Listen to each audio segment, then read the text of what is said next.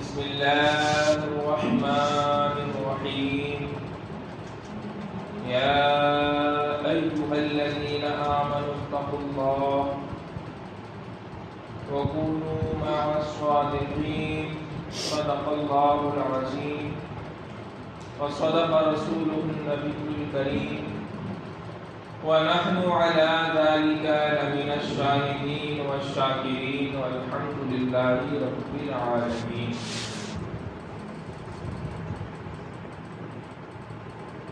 نگاہ ولی میں وہ تاثیر دیکھی،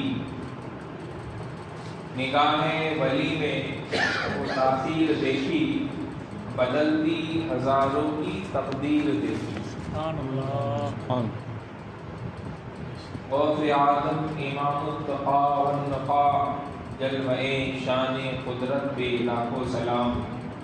آئیے کچھ عرض و معروف سے پیش کر ہمارا مل کر پوری کائنات کی مرکز عقیدت آقا نامدار، مدینے کے تاجدار، دونوں عالم کے مالک و مختار ارواحنا فدا محمد رسول اللہ صلی اللہ علیہ وسلم کی بارگاہ مقدسہ میں ہدیہ درود پیش کر لیں اور سب مل کر بآواز بلند درود پاک اللہم صلی علی سیدنا مولانا محمد صلو علیہ السلام علیہ کہ رسول اللہ صلی اللہ علیہ وسلم. تلیف کے بڑھائیں گے اچھا ہے.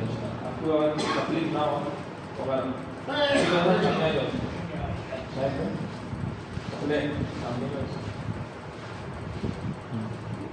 اگر آگے جس طرح قریب قریب بیٹھ کے رہتے تو محفل کا سنت طریقہ یہ ہے کہ تین جگہ خالی نہ چھوڑیں اور سنیں گے اور انشاءاللہ تعالیٰ اس پر عمل کرنے کی نیت کریں گے انشاءاللہ. ہمارا اللہ کے پاک مقدس گھر میں بیٹھے اللہ اس کے رسول اور اس کے اولیاء کا ذکر کر رہے ہیں. اللہ قرآن پاک میں خود ارشاد فرماتا ہے فاذکرونی اذکرکم، اے لوگو تم میرا ذکر کرو میں تمہارا چرچا کروں گا. سبحان اللہ. اور کہہ رہا ہے یہ اللہ ہمارا آپ کا سب کا رب، تم میرا ذکر کرو میں تمہارا چرچا کروں. تو اللہ تبارک و تعالی چرچا فرشتوں کی محفل میں کرتا ہے، اور جو بندہ اللہ سے زیادہ قرب حاصل کر لیتا ہے تو اللہ تعالیٰ اس کا چرچا پوری دنیا میں پھیلا دیتا ہے. اس کی جیتی جاگتی مثال یہ ماہ مقدس الحمدللہ. آج کی جو شب ہے وہ شب کی 11ویں شب ہے. کہیے سبحان اللہ. سبحان اللہ. بڑے خوش نصیب ہیں ہم لوگ. اس رات کی فضیلت بھی میں آپ کو بتاؤں گا. ابھی کچھ عمل بھی ہے آپ لوگ کرنا چاہیں پہلے فائدہ اٹھا سکتے ہیں.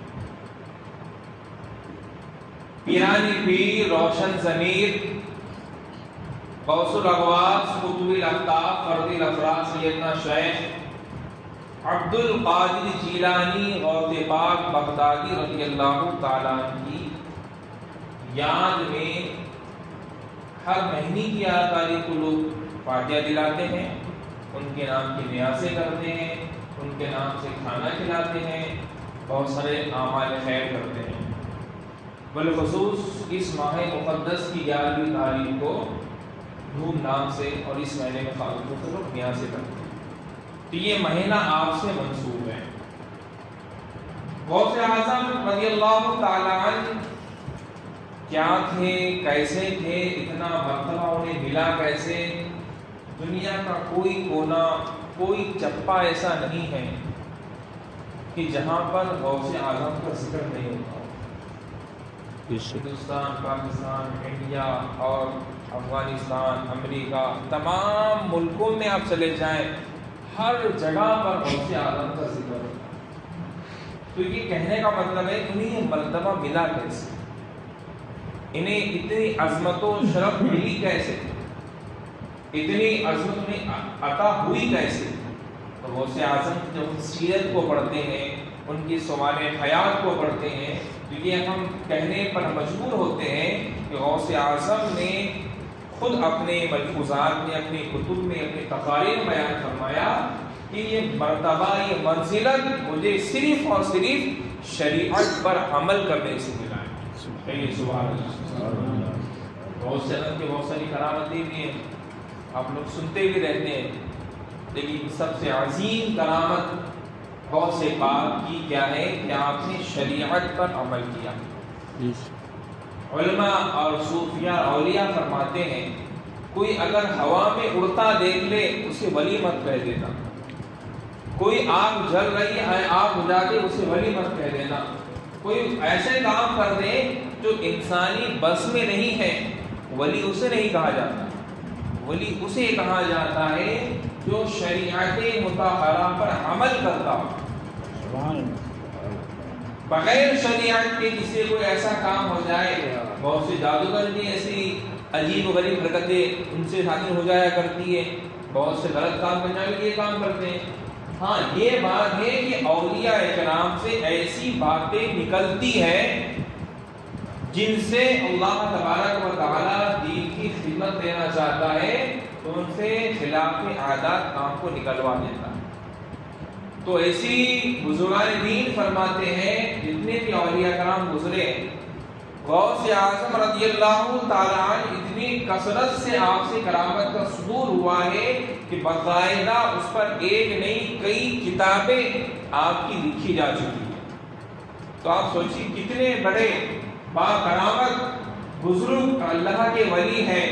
وہ خود فرماتے ہیں ایک مرتبہ جب میں راہ سلوک طے کر رہا تھا، سلوک سمجھتے ہیں نا آپ لوگ، سلوک کا مطلب یہ ہوتا ہے اولیاء کرام پہلے شریعت کا علم حاصل کرتے ہیں جسے علم فرائض کہا جاتا ہے، نماز، روزے کا، زکوٰۃ کا، حج کا، اسے علم ظاہری علم ضروری کہا جاتا ہے، اور علم باطنی ہوتا ہے جو اولیاء اکرام اپنے شیخ کی بارگاہ میں رہ کر وہ علم کو حاصل کرتے ہیں، اسے کہتے ہیں راہ سلوک۔ تو غوث اعظم رضی اللہ تعالیٰ عنہ جب راہ سلوک طے کر رہے تھے تو آپ نے جنگل اختیار فرمایا، اپنے گھر بار سب چھوڑ دیے اور آپ نے جنگلوں کو اختیار فرمایا۔ غوث پاک خود فرماتے ہیں کہ میں پہلے ایک دن کا روزہ رکھتا تھا، پھر ایک ہفتے کا روزہ رکھتا تھا، پھر کئی سال کے میں روزے رکھتا تھا، بیچ میں کچھ کھاتا پیتا نہیں تھا تاکہ راہ سلوک یہ طے کر کے میں اللہ تبارک و تعالیٰ کا قرب خاص حاصل کروں۔ سبحان اللہ۔ اور ایسا موقع بھی آیا ہے غوث اعظم رضی اللہ تعالیٰ عنہ کو کہ آپ دوران سلوک آپ نے جنگلوں کے پتے کھائے، گھاس کھا کر آپ نے اپنی زندگی گزاری۔ ہم لوگ صرف نیاز اور بریانی اور مرغے کے نام سے گیارہویں کو جانتے ہیں، اور گیارہویں کی حقیقت کو جاننا ہے غوث پاک کی سیرت کو ہم ملاحظہ کر لیں، ہم یہ کہنے پر مجبور ہو جائیں گے غوث اعظم رضی اللہ تعالیٰ جہاں پر ایک ولی کامل تھے وہیں پر اپنے وقت کے سب سے بڑے عالم ربانی تھے، اپنے وقت کے سب سے بڑے مفتی اعظم تھے، اپنے وقت کے سب سے بڑے مفسر اعظم تھے، اپنے وقت کے سب سے بڑے علامہ الدہر تھے۔ آپ کی تقاریر کا عالم یہ تھا، شروعات کے اندر آپ جو تقاریر بہت کم کیا کرتے تھے۔ غوث اعظم رضی اللہ عنہ اتنے مقام، اتنے مرتبے پر فائز تھے کہ اسی رات اللہ کے نبی سرور کائنات صلی اللہ علیہ وسلم آپ کے خواب میں تشریف لاتے، کہتے بیٹا عبد القادر کیا بات ہے، تم تقریر کیوں نہیں فرماتے؟ غوث اعظم فرماتے ہیں یا رسول اللہ صلی اللہ تعالی علیہ وسلم، کہیے صلی اللہ علیہ وسلم۔ جب بھی اللہ کے رسول کا نام لیا جائے تو محمد رسول اللہ کہا جائے تو کم سے کم سب سے چھوٹا درود پاک کیا ہے؟ صلی اللہ علیہ وسلم۔ یہ پڑھنا واجب ہے، ضروری ہے۔ ایک منٹ غوث اعظم رضی اللہ تعالیٰ نے فرمایا یا رسول اللہ صلی اللہ تعالیٰ علیہ وسلم، میں عجمی ہوں اور یہاں کے سب لوگ عربی ہیں، میری بات یہ سمجھ نہیں پائیں گے۔ تو حضور اکرم صلی اللہ علیہ وسلم نے اپنا لعاب دہن غوث پاک کے منہ میں ڈالا۔ کس نے ڈالا؟ حضور اکرم صلی اللہ علیہ وسلم نے اپنا لعاب دہن حضور غوث پاک کے منہ میں ڈالا اور اس کے بعد جب صبح ہوتی ہے غوث پاک تقریر فرمانا شروع کرتے ہیں، وعظ کہنا شروع کرتے ہیں، شروعات میں چند لوگ جمع ہوتے ہیں، آہستہ آہستہ بڑھتے تعداد اتنی ہو جاتی ہے، ایک روایت کے مطابق آپ کے بیان میں 70,000 لوگ شریک ہوتے ہیں۔ سبحان اللہ۔ کتنے؟ 70,000۔ کتنے؟ اور یہ 70,000 لوگ وہ ہیں جو انسانوں کی شکل میں ظاہر آ رہے تھے، نظر آ رہے تھے، اور جناتوں کی تعداد اللہ کو معلوم، فرشتوں کی تعداد اللہ کو معلوم، جو ان کی ملفوظات کو سننے کے لیے تشریف لاتے تھے۔ علماء فرماتے ہیں غوث پاک کے بیان فرماتے تھے 400 علماء صرف ان کی تقریر کو لکھنے کے لیے متعین۔ کتنے؟ 400 علماء۔ کبھی ایسا ہوتا تقریر فرماتے کئی لوگ آپ کی تقریر سے ہی سن کر ہی جو ہے تو اس پر غشی طاری ہو جاتی، کسی پر آخرت کا خوف طاری ہو جاتا، کسی پر عذاب قبر کی ہیبت طاری ہو جاتی، اور کئی لوگ کی جو ہے تو وہیں جان نکل جاتی۔ کتنا پر اثر آپ کا وعظ ہوا کرتا تھا، کتنی پر تاثیر آپ کی بات ہوا کرتی تھی۔ تو غوث اعظم رضی اللہ تعالیٰ عنہ کے ایسے بہت سارے علمی کام ہیں، علمی آپ کا بہت بڑا مقام ہے۔ آپ بھی فتویٰ بھی آپ دیا کرتے تھے، آپ بچوں کو مدرسے میں تدریس بھی فرمایا کرتے تھے، آپ تبلیغ بھی فرمایا کرتے تھے، اور ساتھ ہی ساتھ آپ رشد و ہدایت کے فریضوں کو انجام بھی دیا کرتے تھے۔ بڑھتے ہوئے دم تک غوث اعظم رضی اللہ تعالیٰ عنہ نے حضور اکرم صلی اللہ علیہ وسلم کے لعاب ذہن کی برکت کو ایسے دنیا میں پھیلایا، ایسے تبلیغ و اشاعت فرمائی کہ لاکھوں لاکھ لوگ آپ کے دامن سے وابستہ ہو کر دامن اسلام سے وابستہ ہو گئے، لاکھوں کی تعداد میں لوگ کلمہ پڑھ کر اسلام میں داخل ہو گئے، بے گنہگار توبہ کر کے نیک اور سہرے بن گئے۔ آپ کی عظمت و شرافت کا اندازہ آپ اس بات سے لگا لیں کہ جس دن غوث اعظم رضی اللہ تعالیٰ عنہ پیدا ہوئے تھے، روایتوں میں آتا ہے جیلان کے اندر جو بغداد میں ہے، اس دن 1100 بچے پیدا ہوئے۔ کتنے بچے پیدا ہوئے تھے؟ علماء فرماتے ہیں کہ 1100 کی 1100 پورے بچے لڑکے پیدا ہوئے، سبحان اللہ، اور ساتھ پورے 1100 لڑکوں کو اللہ تبارک و تعالیٰ نے غوث پاک کے صدقے میں تمام کو ولایت کا درجہ عطا فرمایا۔ سبحان اللہ۔ کتنا بڑا مقام ہوگا، کتنا بڑا مرتبہ ہوگا۔ حضور غوث اعظم رضی اللہ تعالیٰ عنہ جب پیدا ہوئے، وہ بھی آپ کا بڑا عجیب واقعہ ہے، دنیا سنتی ہے، حیران رہ جاتی ہے۔ غوث اعظم پیدا ہوتے ہیں 29ویں شعبان کی رات ہے، 29ویں شعبان کی رات کو آپ پیدا ہوتے ہیں، چاند دکھا یا نہیں دکھا، لوگ آپس میں کشمکش ہو جاتی ہے، کچھ لوگوں کو چاند نظر نہیں آتا ہے۔ صبح ہوتی ہے، غوث پاک کی والدہ کے پاس جاتے ہیں، کیا دیکھتے ہیں کہ غوث اعظم رضی اللہ تعالیٰ عنہ کی والدہ بیان فرماتی ہے میرا یہ بچہ جب پیدا ہوا ہے تب سے لے کر دن میں کبھی دودھ نہیں پیتا اور افطار کے بعد ہی دودھ پیتا ہے۔ سبحان اللہ۔ غوث اعظم پیدا ہوتے ساتھ ہی شریعت پر عمل کر رہے ہیں، اور ہم غوث اعظم کا نام لے کر ہم غوث اعظم کو اپنا پیر مانتے ہیں، ہم غوث اعظم سے محبت کرتے ہیں، ہم کتنا شریعت پر عمل کر رہے ہیں، یہ غور کرنے کی بات ہے۔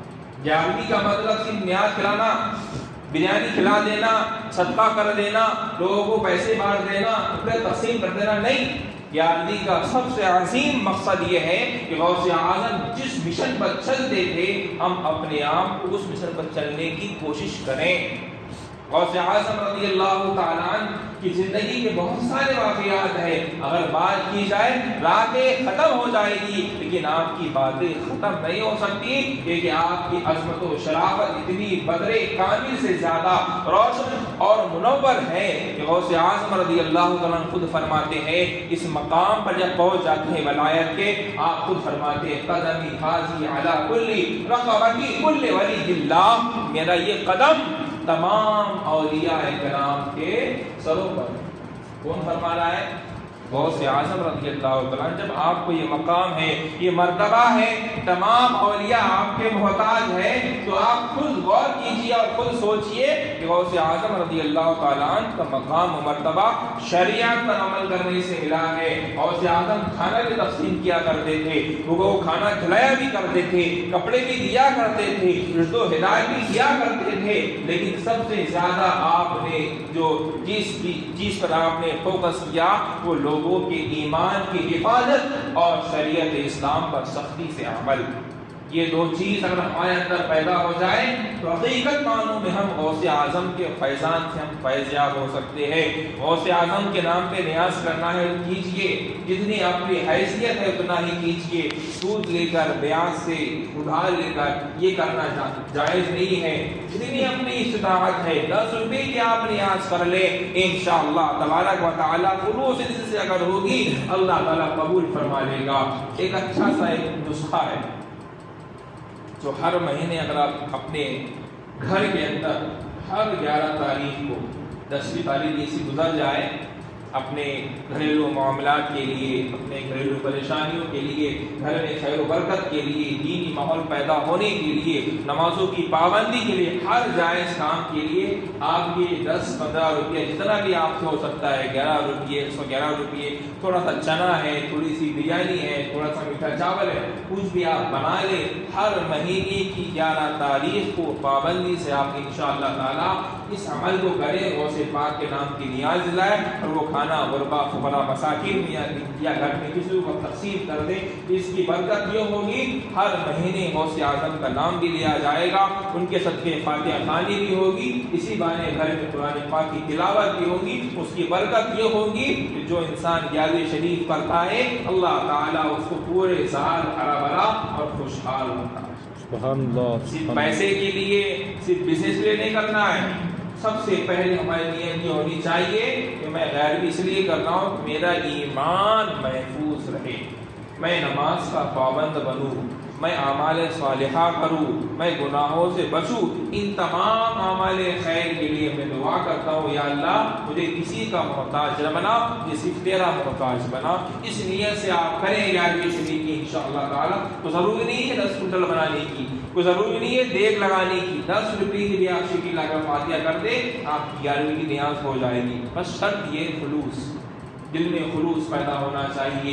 ریاکاری دکھاوے کی اگر 10 کروڑ کی نہیں، پوری دنیا کی مالیت کی بھی آپ نیاز کر دیں، ایک ذرہ بھی آپ کا قبول نہیں ہوگا۔ کیوں؟ اس لیے کہ آپ کا مقصد کیا تھا؟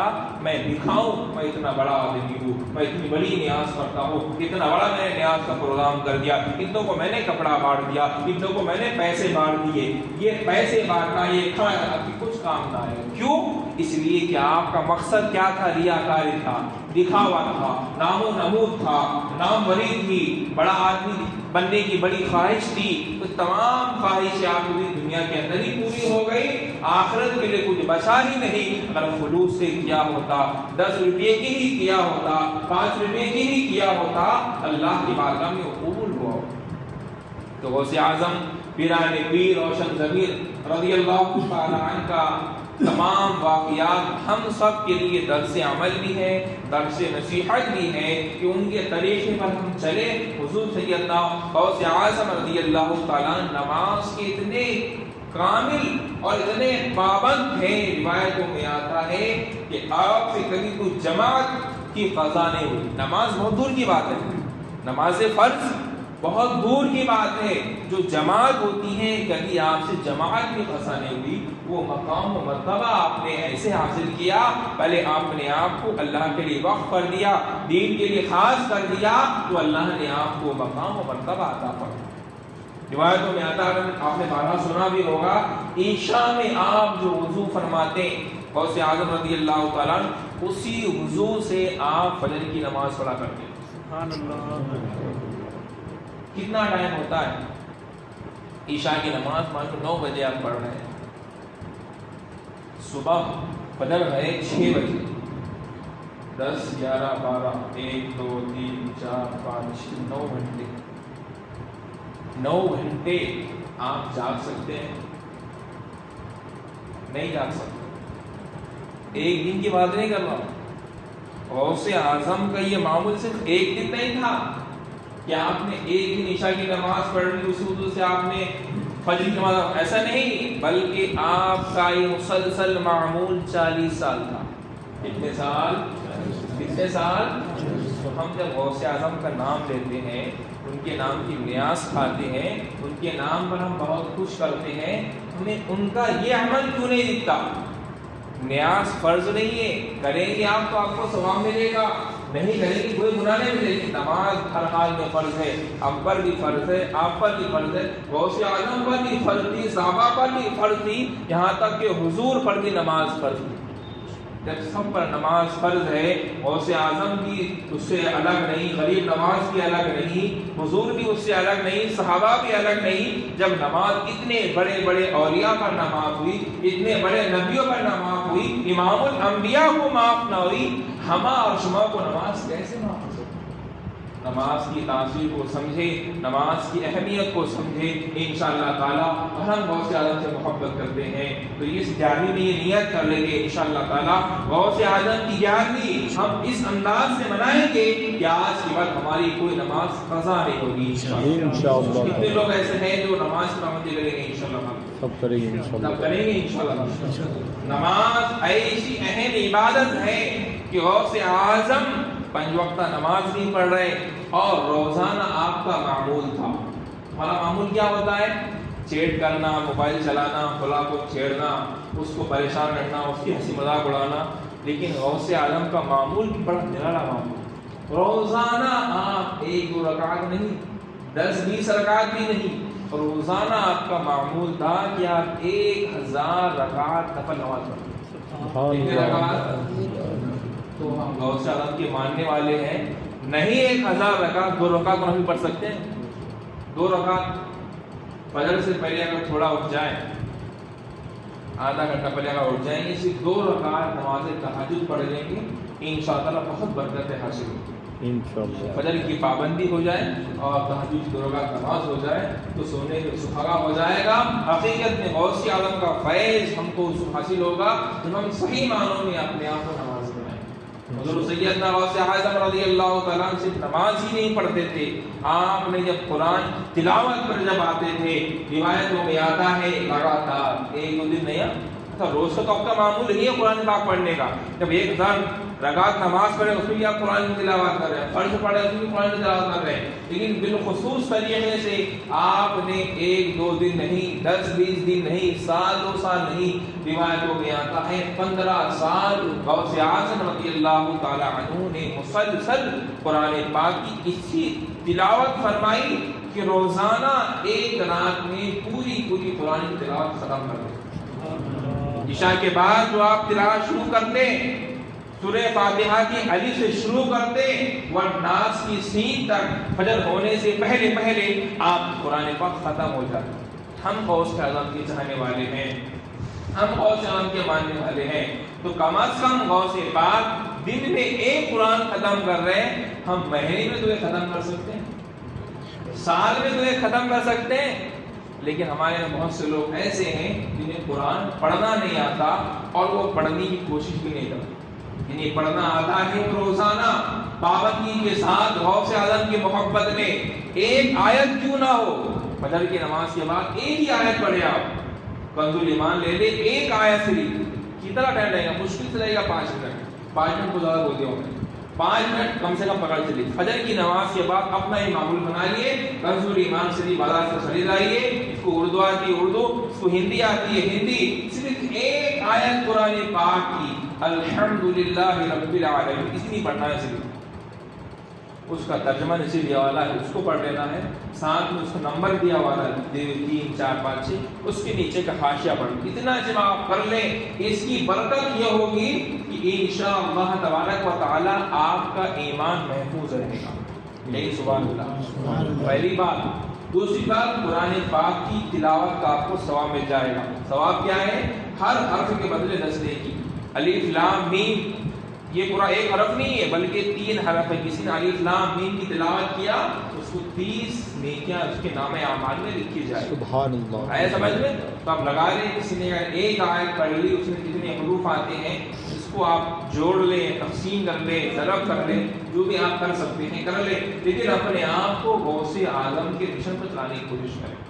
صرف یہ مشن نہیں کہ نیاز کھلا دینا، فاتحہ کر دینا، فاتحہ کرنا کوئی واجب ضروری نہیں ہے، فاتحہ آپ کریں گے تو آپ کو ثواب ملے گا، نہیں کریں تو کوئی آپ کو گناہ نہیں ملے گی، اس لیے کہ ہم فاتحہ ہر روز نمازیں پڑھتے ہیں، بغیر فاتحہ کے نماز بھی نہیں ہے، فاتحہ نمازیں پڑھتے ہیں، بس وہی نیت کر لینا ہے یہ ثواب فلاں کو پہنچا دے، فاتحہ ہو گئی ہماری، تو ضروری نہیں ہے کہ عالم صاحب آ کر ہی فاتحہ پڑھیں گے۔ آج کل بہت سے لوگوں میں یہ ایک اندر ایک کمی رہتی ہے کہ جب تک امام صاحب فاتحہ نہ پڑھیں ان کے فاتحہ ہوتے ہی نہیں، ایسا ان کا گمان ہوتا ہے۔ اگر گھر میں کس کو بھی پڑھنا آتا ہے، دیکھ کر کیوں نہیں پڑھنا آتا ہے، سورہ فاتحہ پڑھ دے، 3 قل شریف پڑھ دے، قل اللہ پڑھ دے، دار القل پڑھ دے، جتنا آتا ہے پڑھ دے، بس اللہ سے دعا کر دے کہ مالک و مولا میں نے ٹوٹے پھوٹے انداز میں بارگاہ میں قرآن پاک کی تلاوت کی، یہ شعر میں حاضر ہے، اس میں غلطیاں اور اسے معاف فرما دے اور اسے اپنی بارگاہ میں قبول فرما دے، اور جس کا بھی بزرگ ہے یا اپنے گھر میں جو مرحومین ہیں ان کا آپ نام لے لیں، آپ کے فاتحہ ہو گئے۔ یہ معمول بنائیے، ہر ہفتے آپ فاتحہ کیجیے۔ ایک اور عمل آپ بتا دوں گھر میں خیر برکت کے لیے کریں گے انشاءاللہ تعالی، سستا عمل ہے، کو خاص ہوتا ہے، خرچ پانی نہیں کریں گے۔ بازار میں ملتا ہے ناریل، جانتے ہیں نا، جو سوکھا ناریل درگاہ پر پیش کیا جاتا ہے، اس ناریل کو آپ لے لیں ہر اتوار کی رات میں، آج اتوار ہے نا، اتوار کی مغرب کی نماز کے بعد ناریل کو آپ لے لیں، اس کو پھوڑ لیں، اس کا پانی نکال لیں، اس کو بڑا بھی نکال لیں اور شکر میں ملا کر اس کو ٹکڑے کر دیں اور فاتحہ کر دیں اور اس کا ثواب غوث پاک کی نظر کر دیں، اور اس نیت سے کریں کہ مالک مولا غوث پاک کے صدقے پر توسل سے میری جائز پریشانی، جس پریشانی میں ہوں، جائز جو مقصد ہے میرا، اس میں کامیابی عطا فرما۔ انشاءاللہ یہ عمل آپ کریں، کچھ ہفتے آپ کریں گے تو آپ کی جو بڑی سے بڑی پریشانی ہے انشاءاللہ تعالیٰ وہ ٹل جائے، لیکن عمل کنٹینیو کریں۔ اگر کچھ کام آیا، کچھ حالت پیش آئی، کچھ پریشانی ہے، 2-4 ہفتہ 8-10 ہفتہ آپ کنٹینیو عمل کریں، انشاءاللہ اس کی برکت جو ہوگی کہ غوث اعظم رضی اللہ تعالیٰ کے تعلق فرمایا کہ بزرگان دین جو یہ عمل کرے گا بزرگان دین سے یہ منقول ہے کہ اللہ تعالیٰ اس کی حاجت کو، پریشانی کو دور فرمائے۔ کریں گے انشاءاللہ تعالیٰ، اور سب غوث اعظم کے مشن کو کرنے کی کوشش کریں گے۔ آج اگر ہم یہ دیکھیں کہ فلاں کیا کر رہا ہے، فلاں نماز نہیں پڑھ رہا ہے، فلاں کام نہیں کر رہا ہے، فلاں چیز نہیں کر رہا ہے، تو ہم کامیاب نہیں ہوں۔ ہمیں دیکھنا یہ ہے کہ ہم اللہ کے بندے ہیں، ہے کہ نہیں؟ جس کو اس میں شک ہے، کوئی ڈاؤٹ ہے کسی کو، ہے کہ ڈاؤٹ؟ ہمیں یہ معلوم ہے کہ ہم اللہ کے بندے ہیں، پیدا اللہ نے کیا، تو ہم کو یہ بھی معلوم ہے کہ مرنا بھی اللہ کے حکم سے۔ کبھی ایسا ہوا ہے کہ انسان اللہ کے حکم کے بغیر مر گیا ہے؟ ایسا ہوا ہے؟ نہیں ہوا ہے۔ کبھی ایسا بھی ہوا ہے کہ اس کو مرنا ہے 5 سال کے بعد میں، 5 سال پہلے اس کو تھوڑا بار مر گئی، ایسا ہوا ہے کیا؟ موت کا ٹائم ہوتا ہے نہیں ہے کیا؟ بہت سے نوجوان بھی جوانی کے چل بستے ہیں، کوئی بھروسہ نہیں ہے موت کا، اور ہر جاندار کو موت کا مزہ چکھنا بھی ہے، تو موت کا کوئی ٹائم نہیں۔ بہت سے لوگ کیا سوچتے ہیں، بچے سوچتے ہیں بڑے وقت فلاں کام کریں گے، بڑے کا سوچتے ہیں میں 12ویں پاس کر لوں، میرا فلاں کام ہو جائے میں پھر نماز پڑھوں گا، شادی ہو جائے میں پھر نماز پڑھوں گا، میرا کاروبار اچھا چل جائے میں پھر نماز پڑھوں گا۔ ایسا سوچتے سوچتے انسان جوانی سے بوڑھا ہو جاتا ہے، بوڑھے سے بوڑھا ہو جاتا ہے، موت کے قریب چلے جاتا ہے، قبر میں چلے جاتا ہے، لیکن وہ نماز کی پابندی، کچھ بھی کام کرنا ہے، جو کام کل کرنا ہے وہ آج کرو، جو آج کرنا ہے وہ ابھی سے اس کی شروعات کرو، تو وہ انسان کامیاب ہے۔ کوئی بھی کام، اچھا کام آپ کرنا چاہ رہے ہیں، یہ میں سوچتے ہیں میں 8 دن کے بعد کروں گا، جو کام 8 دن کے بعد ہی کرنا ہے، اگر آج کر لیں گے تو 8 دن میں کتنی آپ کامیابی حاصل کر لیں گے۔ مان لو کوئی اس کو پولیس بننا ہے، ڈاکٹر بننا ہے، انجینئر بننا ہے، تو اچانک ڈاکٹر بن جاتا ہے، کوئی کئی سالوں محنت کرتا ہے، پولیس والے کئی سال جو ہے دوڑتے ہیں، بھاگتے ہیں، ورزشیں کرتے ہیں، اکیڈمی جاتے ہیں، پڑھتے ہیں، امتحانات دیتے ہیں، کئی مرتبہ کوئی فیل ہوتا ہے، کئی جا کے جب پولیس کی ڈگری اس میں کوئی پد وغیرہ ہوتی ہے، آہستہ آہستہ انسان آگے بڑھتا ہے۔ ایسا کوئی ہوا ہے کہ اچانک کوئی انسان پیدا ہوا پولیس بن گیا، کوئی پیدا ہوا ڈاکٹر بن گیا، ہوا ایسا؟ جب پیدا ہوتے سے کوئی نہ ڈاکٹر بن سکتا ہے نہ کوئی انجینئر، لیکن پیدا ہوتے ساتھ کوئی نمازی بھی نہیں ہوتا۔ انسان جب ڈاکٹر بن سکتا ہے تو نمازی کیوں نہیں بن سکتا؟ تو وہ انجینئر بن سکتا ہے، وہ نمازی کیوں نہیں بن سکتا ہے؟ تو وہ وکیل بن سکتا ہے، وہ 5 وقت نمازی کیوں نہیں بن سکتا؟ وکیل بننے کے لیے کئی سال لگ جاتے ہیں، بنتا تو ہے نا، ڈاکٹر انسان بنتا تو ہے، اگر انسان کی نیت کر لے، سب اپنی اپنی اولاد کی تربیت کی نیت کر لے، ہم اپنی اولاد کو سب سے پہلے ہم نماز کا پابند بنائیں گے انشاءاللہ تعالی، اللہ کی برکت سے کوشش کریں گے، اس کا اجر ملے گا اور آپ کا بچہ نمازی بنے گا۔ بہت سے باپ باپ کہتے رہتے ہیں میرا بچہ نماز نہیں پڑھتا، ان سے آپ نماز پڑھتے ہیں کہ میں تو نماز نہیں پڑھتا ہوں، میں سوچتا ہوں میرا بچہ نماز پڑھ لے، ایسا ہوگا کبھی بھی؟ الولد سر لابی، عربی کا قافلہ ہے کہ باپ کی پرتو اپنی اولاد پر ہوگی، جیسا باپ ہوگا ویسی اولاد ہوگی، اکثر یہی دیکھا جاتا ہے۔ کبھی ایسا آپ دیکھے نہیں ہوں گے، بہت کم ایسا دیکھنے میں آتا ہے کہ اس کا باپ اچھا ہو اور بیٹا خراب نکل گیا، بہت کم ایسا ہوتا ہے۔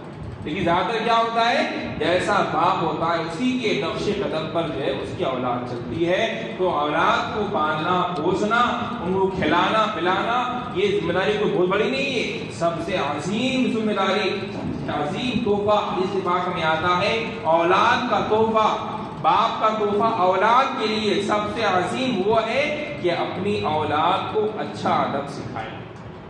کھانا تو کہیں بھی کھا لے گا، بڑا تو کیسے بھی ہو جائے گا، ٹھیک، اگر اس کو ادب ابھی نہیں سکھائیں گے، وہ بے ادب ہو گیا، دنیا کو مارتے پھرے گا، گمراہ کرتے پھرے گا، بہت ساری تکلیف دیتے پھرے گا۔ لیکن اگر وہ ادب سیکھ گیا، ادب اس کے اندر آ گیا، ایمان کی حلاوت پیدا ہو گئی، نماز کو پابند ہو گیا، قرآن کی تلاوت سے پڑھنا آ گئی، دنیا کی کوئی طاقت کو کہیں پر بھی چلا جائے گا، اپنے ایمان کا وہ سودا نہیں کرے گا، وکیل بن جائے گا، رشوت نہیں دے گا، لوگوں کو لوٹے گا نہیں، ڈاکٹر بن جائے گا، لوگوں کی جان بچائے گا، خدمت کرے گا، اور اس کے پاس ایمان نہیں ہوگا، اس کے بعد عمل صالح نہیں ہوگا۔ آج دیکھو ڈاکٹر لاکھوں اربوں کروڑوں روپے کھا جاتے ہیں اور مریض کی جان چلی جاتی ہے۔ اگر جس کے پاس ایمان ہوگا، عمل صالح ہوگا، وہ ڈاکٹر جب نماز کا پابند ہوگا، اس کے دل میں اللہ کا خوف ہوگا، وہ پہلے اللہ کو دیکھے گا اور کرے گا کہ میرا رب مجھے دیکھ رہا ہے، اور میں رب میں جس مریض کا علاج کر رہا ہوں، جتنی کی ضرورت ہے اتنی ہی میں دوا دوں گا، جتنی کی ضرورت ہے اتنے ہی میں اپنی خدمت کے مطابق پیسے لوں گا، مریض بھی اچھا ہوگا، اس کو خدمت کا اجر بھی ملے گا، دنیا بھی اس کی کامیاب ہوگی اور اس کی آخرت بھی کامیاب ہوگی۔ اگر ایسا اس نے نہیں کیا، جہاں لگ رہا ہے 10 روپے وہاں دیا 500 کا انجیکشن، پیسے تو اس سے مل جائیں گے، مال والا تو بن جائے گا، مال لوگ اس کے پاس آ جائیں گی، پراپرٹی اس کی ہو جائے گی، لیکن دل کا جو سکون ہے اسے میسر نہ آئے گا۔ شاعر کہتا ہے نہ دنیا سے، نہ دولت سے، نہ گھر آباد کرنے سے سکون دل کو ملتا ہے خدا کو یاد کرنے سے۔ اسی خدا کو یاد کریں اور اس خدا نے جو ہمیں حکم دیا ہے اسی حکم پر ہم عمل کریں، اور جس پیر، ہم سب کے پیروں کی پیر غوث اعظم رضی اللہ عنہ کی یاد میں آج کی محفل منعقد ہے، اور انشاءاللہ تعالی ہر ہفتے اس محفل کا انعقاد ہوتا رہے گا۔ آپ سب سے مؤدبانہ گزارش ہے کہ خود بھی تشریف لائیں، اپنے دوست احباب کو تشریف لائیں، کہ اس محفل میں جو انسان بیٹھتا ہے، آپ کو بتا دیا فاذکرونی اذکرکم، رب فرماتا ہے اے لوگو تم میرا ذکر کرو میں تمہارا چلتا کروں۔ اللہ کا ذکر بھی کرنا ہے، سننا بھی ہے، سنانا بھی ہے، اپنے عمل کو بھی سنوارنا ہے، اپنے ایمان کی پختگی بھی کرنا ہے، اعمال صالحہ کی نیت بھی کرنا ہے، خود نماز پڑھنا بھی ہے، گھر والوں کو نماز پڑھنے کی تاکید بھی کرنا ہے۔ بہت سے لوگ نماز پڑھتے ہیں لیکن گھر میں نماز پڑھنے کی تاکید نہیں کرتے، وجہ یہ ہوتی ہے وہ تو نمازی بن جاتے ہیں لیکن ان کے گھر والے پورے بے نمازی ہوتے ہیں۔ ایسا بھی نہ کریں، اگر آپ نماز پڑھتے ہیں، اللہ نے آپ کو نماز کی توفیق دی، اور بہت سے لوگ یہ سمجھتے ہیں کہ میں اتنا گناہ کر رہا ہوں مجھ پہ عذاب نہیں ہو رہا۔ علماء فرماتے ہیں انسان پر سب سے بڑا عذاب پانی برسنا نہیں، آگ پھیلنا نہیں، آگ گرنا، آگ میں جل کے مرنا نہیں، اس کا مال لاس ہونا نہیں، سب سے بڑا جو ہے تو اس پر عذاب یہ ہے کہ اللہ تعالیٰ جس بندے سے ناراض ہوتا ہے اس پر یہ عذاب بھیجتا ہے کہ اس سے سجدے کی توفیق چھین لے۔ یہ سجدے کی توفیق چھن جانا اللہ کی ناراضگی کا سب سے بڑا سبب ہے کہ اللہ ہم سے ناراض ہے، اسی لیے اللہ نے اپنے گھر آنے سے ہمیں منع کر رکھا۔ ہم یہ سوچتے ہیں کہ ہم نے فلاں کو دھوکہ دے دیا، جس صاحب نے ہم کو نماز کی دعوت دی ہم نے منہ پھیر دیا، جس صاحب نے نماز کی دعوت دی ہم نے جھوٹ بول دیا کہ طہارت نہیں ہے، میں بیمار ہوں، لیکن اللہ سنتا بھی ہے، دیکھتا بھی ہے، اور تمہارے تمام عیوب اور نقائص کو اس دیکھ کر اسے سزا بھی دے رہا ہے۔ درجے اللہ ہم سے ناراض ہے، اسی لیے آج ہماری مسجدیں خالی ہے۔ اللہ جس دن ہم سے راضی ہو جائے گا، ہمارے اعمال اللہ کے نیک ہو جائیں گے تو انشاءاللہ ہماری مسجدیں بھر جائیں گی، انشاءاللہ جب مسجدیں بھر جائیں گی، عمل ہمارے صالح ہو جائیں گے، ہم گناہ سے بچیں گے۔ دنیا کی کوئی طاقت ایسی نہیں ہے جو ہمارا بال بھی بھیگا کر سکے گی۔ میں نہیں کہہ رہا، خود قرآن کہتا ہے کہ اے لوگو تم ہی دنیا میں غالب رہو گے، پوری دنیا تمہارے ماتحت رہے گی، شرط صرف ایک ہے وَأَنْتُمُ الْأَعْلَوْنَ إِن كُنتُم مُؤْمِنِينَ، بلند تم ہی رہو گے، شرط یہ ہے کہ تم صرف مکمل مسلمان بن جاؤ۔ ہر انسان کے اندر یہ صفتیں پیدا ہو گئی، اللہ اس کی محبت پیدا ہو گئی، دنیا کی ضرورت کے مطابق دنیا سے کرنا ہے، لالچ غیبت چغلخوری سے بچنا ہے، گناہ سے بچنا ہے، اور یہی مشن ہے غوث اعظم رضی اللہ تعالیٰ عنہ کا کہ غوث اعظم رضی اللہ تعالیٰ عنہ نے تمام واقعات کو ہم دیکھیں ہمیں یہی ملتا ہے آخر میں اس کا پورا نچوڑ کہ غوث اعظم نے دو ہی کام کی ہے، ایک سختی سے شریعت پر عمل کیا ہے اور سختی سے گناہوں سے بچا ہے۔